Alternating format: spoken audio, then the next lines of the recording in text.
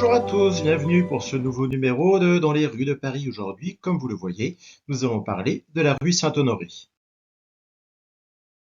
Vous pouvez vous en apercevoir tout de suite. Aujourd'hui, on va délaisser un petit peu les quartiers populaires pour une rue plutôt huppée de la capitale. Mais évidemment, nous commençons par le titre.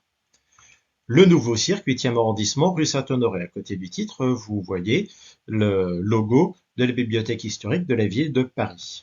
Cette carte postale, elle appartient à la série Tout Paris, qui est éditée par Fernand Fleury. Et on voit que Fernand Fleury utilisait encore à ce moment-là le logo de Charles Collas, donc notre carte postale doit être située entre 1903 et 1910. Géographiquement parlant, il est assez facile de voir où nous nous trouvons, puisqu'ici on a le 249, donc on est au niveau du 249 rue Saint-Honoré. Le titre, en revanche, donc le nouveau cirque 8e arrondissement rue Saint-Honoré, pose quelques petits soucis. On va regarder le plan pour s'en rendre compte. Alors ici, on est donc devant le plan de 1812, qui nous présente ici le premier arrondissement. Notre rue Saint-Honoré, c'est une rue qui est très longue, qui mesure 1840 mètres et qui traverse le premier arrondissement et qui se poursuit un petit peu dans le 8e arrondissement. Mais là, vous voyez que notre 249 se situe précisément ici. Donc, notre carte postale a été prise dans le premier arrondissement et notre éditeur Fernand Fleury s'est quelque peu trompé en situant son cliché dans le 8e arrondissement. Ici, donc, clairement, on n'est pas dans un quartier populaire de Paris. Pour s'en convaincre, il suffit de regarder les fiacres et de regarder leurs passagers. On peut également observer les passants que nous trouvons ici et de l'autre côté de la rue. La rue Saint-Honoré, c'est la rue des boutiques de luxe. Et par exemple, ici, vous trouvez un bijoutier orfèvre joaillier. La rue Saint-Honoré, c'est aussi l'une des rues qui donne sur le Louvre. Elle débouche sur la rue du Faubourg Saint-Honoré, se termine donc non loin de l'Élysée. Et enfin, c'est une des rues les plus anciennes de Paris. Néanmoins, dans le titre, vous le voyez, on nous promet un cirque. Et ce nouveau cirque, on distingue sa façade là. Évidemment, on est rue Saint-Honoré, donc c'est un cirque en dur. On va revenir 2 petites secondes à notre plan. Le nouveau cirque, on le voit ici. Il s'est installé rue Saint-Honoré en 1886. Au centre, vous avez un cercle. Ce cercle représente l'arène qui peut en quelques minutes se transformer en bassin, ce qui a ébloui les Parisiens de l'époque. C'est ce qu'on lit dans les journaux des années 1890. Alors, je n'ai pas trouvé de photographie de l'intérieur, mais a priori, le décor était digne de la rue Saint-Honoré avec des miroirs, des lustres, des sculptures, des corridors, etc., etc., etc. Maintenant, on va changer un petit peu de formule et on va aller regarder des affiches qui présentent notre nouveau cirque, donc entre les années 1890 et 1914. La première de ces affiches, c'est celle-ci. Et là, on s'aperçoit que notre nouveau cirque propose des spectacles qui sont très divers. On a évidemment des animations typiques du cirque, comme le clown blanc, comme la ventriloquie.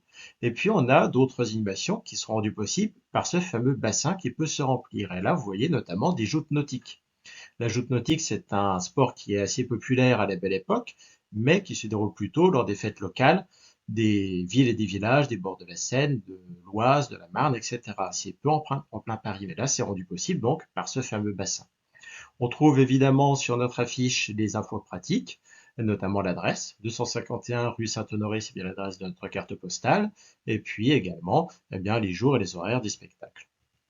Sur notre affiche, évidemment, les gradins sont bondés par un public très attentif.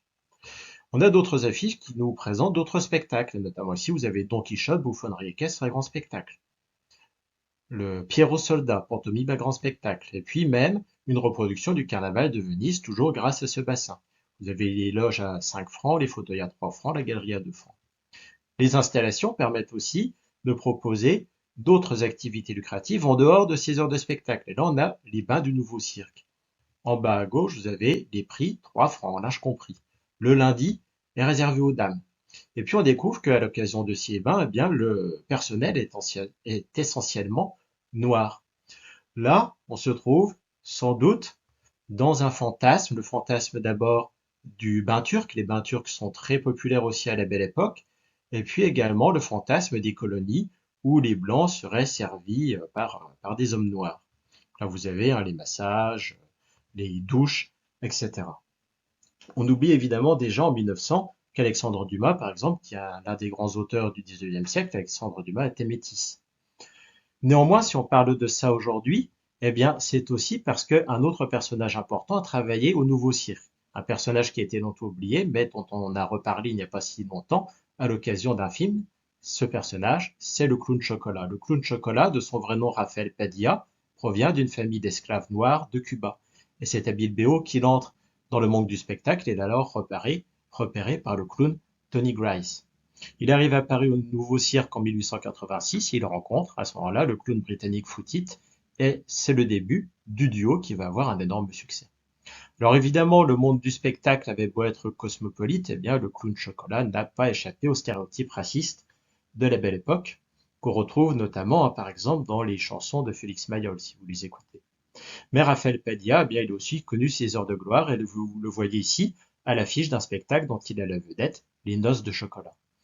Raphaël Padilla, c'était une vraie célébrité dans le Paris de la Belle Époque, et donc c'était une vraie célébrité aussi dans notre rue Saint-Honoré, où il officiait.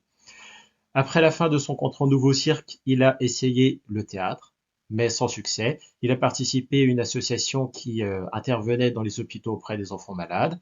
Et puis il a fait des tournées dans des cirques divers. Si ça vous intéresse, eh bien vous pourrez trouver sur YouTube une vidéo d'un des sketchs de Foot It et Chocolat qui est Guillaume Tell. Donc aujourd'hui, j'ai voulu évoquer ce nouveau cirque, notamment parce que le mythe de la Belle Époque, ça vient aussi du développement d'une culture des loisirs et du spectacle. Et d'ailleurs, notre rue Saint-Honoré débouchait place du Théâtre Français, qui est désormais la place André Malraux.